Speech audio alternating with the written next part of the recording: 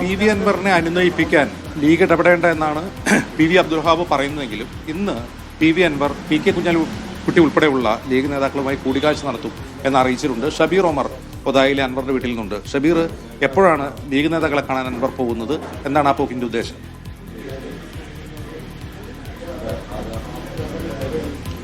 ആജംസ 8 മണിയോടെ തൃണമൂൽ കോൺഗ്രസിന്റെ മണ്ഡലം കമ്മിറ്റി യോഗം ചേരുന്നുണ്ട്. അത് പി വി അൻവറിന്റെ ഈ വീട്ടിൽ തന്നെയായിരിക്കും, ഉദായിലെ വീട്ടിൽ തന്നെയായിരിക്കും മണ്ഡലം കമ്മിറ്റി യോഗം ചേരുക എന്നാണ് ഇപ്പോൾ അറിയുന്നത്.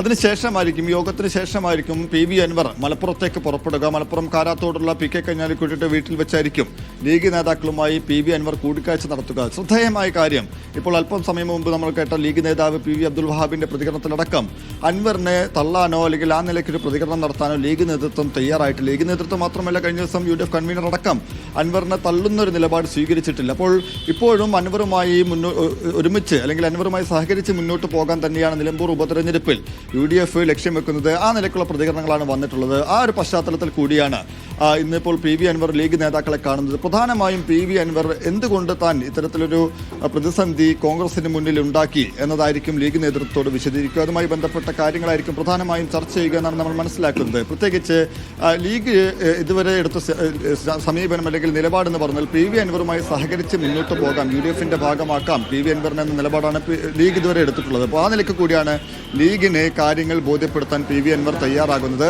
ഇന്നിപ്പോൾ 10 മണിക്ക് ലീഗിന്റെ നേതൃയോഗം മലപ്പുറത്ത് ചേരുന്നുണ്ട്. പി കെ കുഞ്ഞാലിക്കുട്ടിയുടെ വീട്ടിലാണ് നിലമ്പൂർ ഉപതെരഞ്ഞെടുപ്പുമായി ബന്ധപ്പെട്ട പ്രചാരണ പ്രവർത്തനങ്ങൾ തീരുമാനിക്കുന്നതിന് വേണ്ടി ഒരു ലീഗ് നേതൃതല കൂടിക്കാഴ്ച നടത്തുന്നത്. പ്രധാനപ്പെട്ട നേതാക്കൾ മാത്രമാണ് ഈ കൂടിക്കാഴ്ചയിൽ പങ്കെടുക്കുന്നത്.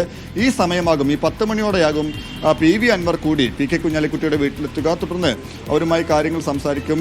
നമ്മൾ നേരത്തെ പറഞ്ഞതുപോലെ പി വി അൻവറിനെ പൂർണ്ണമായും തള്ളി മുന്നോട്ട് പോകാൻ കോൺഗ്രസ് ആഗ്രഹിക്കുന്നില്ല, അല്ലെങ്കിൽ UDF ആഗ്രഹിക്കുന്നില്ല. സ്ഥാനാർത്ഥി നിർണയത്തിൽ അല്ലെങ്കിൽ സ്ഥാനാർത്ഥി പ്രഖ്യാപനത്തിൽ പി വി അൻവറിന്റെ ആവശ്യങ്ങളെ അവഗണിച്ചെങ്കിലും നിരാകരിച്ചെങ്കിലും ആ നിലയ്ക്ക് പി വി അൻവറിനെ പൂർണ്ണമായും തള്ളി നിലമ്പൂർ ഉപതെരഞ്ഞെടുപ്പിനെ നേരിടാൻ കോൺഗ്രസ് തയ്യാറാകുന്നില്ലെങ്കിൽ UDF തയ്യാറാകുന്നില്ല എന്ന സൂചനകളാണ് കഴിഞ്ഞ ദിവസത്തെ നേതാക്കളുടെ പ്രതികരണങ്ങൾ. പ്രത്യേകിച്ച് പി വി അൻവറിന് നിലമ്പൂർ മണ്ഡലത്തിൽ സ്വാധീനമുണ്ട്, വോട്ടർമാർക്കിടയിൽ ജനസ്വാധീനമുണ്ട് എന്ന UDF വിലയിരുത്തലിന്റെ അടിസ്ഥാനത്തിൽ കൂടിയാണ് പി വി അൻവറിനെ പൂർണ്ണമായും കൈയൊഴിഞ്ഞ് മുന്നോട്ട് പോകാൻ UDF തയ്യാറാകാത്തത്. ആ നിലയ്ക്കുള്ള അനുനയ ചർച്ചകളായിരിക്കും വരും മണിക്കൂറുകളിൽ നടക്കുക. നമ്മൾ നേരത്തെ പറഞ്ഞതുപോലെ പി വി അൻവർ 2 ദിവസത്തെ സമയം ചോദിച്ചിട്ടുണ്ട്. ഈ 2 ദിവസത്തിനുള്ളിൽ പരമാവധി കൂടിക്കാഴ്ചകൾ നടത്തും.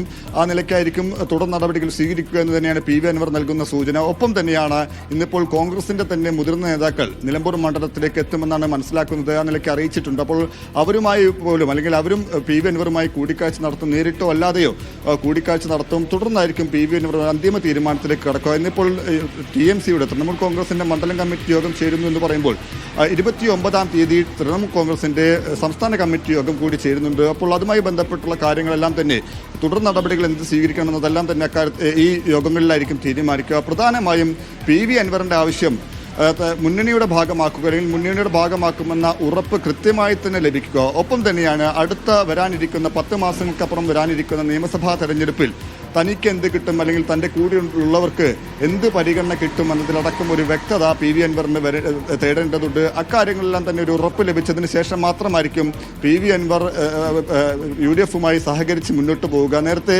VD സതീശനടക്കം പറഞ്ഞ പ്രതികരണങ്ങൾ UDFുമായി സഹകരിച്ച് പി വി അൻവർ പ്രവർത്തിക്കും, UDFുമായി സഹകരിച്ച് മുന്നോട്ട് പോകും എന്ന് മാത്രമായിരുന്നു VD സതീശനടക്കം പറഞ്ഞത്. ഏത് നിലയ്ക്കുള്ള സഹകരണമാണ് എന്ന കാര്യത്തിൽ ഒരു അവ്യക്തത നിലനിൽക്കുകയാണ്. പി വി അൻവർ നേരത്തെ ആവശ്യപ്പെട്ടത് നിലമ്പൂർ ഉപതെരഞ്ഞെടുപ്പിന് മുമ്പ് തന്നെ മുന്നണി പ്രവേശനം വേണമെന്നാണ്. പക്ഷേ എക്കാര്യത്തിലൊന്നും തന്നെ ഒരു ഉറപ്പും പി വി അൻവറിന് ലഭിച്ചിട്ടില്ല. മാത്രമല്ല, ഏത് നിലയ്ക്കുള്ള സഹകരണമാണ് കോൺഗ്രസ് ആഗ്രഹിക്കുന്നത്, UDF ആഗ്രഹിക്കുന്നത് എന്നതിലെല്ലാം തന്നെ അവ്യക്തത നിലനിൽക്കുന്നു. പി വി അൻവറിന്റെ മാത്രം അല്ലെങ്കിൽ ആ വ്യക്തി കേന്ദ്രീകൃതമായ പിന്തുണ മാത്രമാണോ ആഗ്രഹിക്കുന്നത്? അതല്ല, തൃണമൂൽ കോൺഗ്രസിന്റെ കേരള ഘടകം UDFുമായി ഒന്നിച്ചു പോകുന്ന നിലയിലേക്കാണോ ഈ സഹകരണം എന്ന് കോൺഗ്രസ് നേതൃത്വം വ്യക്തമാക്കിയിട്ടില്ല. അപ്പോൾ അത്തരം കാര്യത്തിൽ അവ്യക്തത നിലനിൽക്കുന്നു.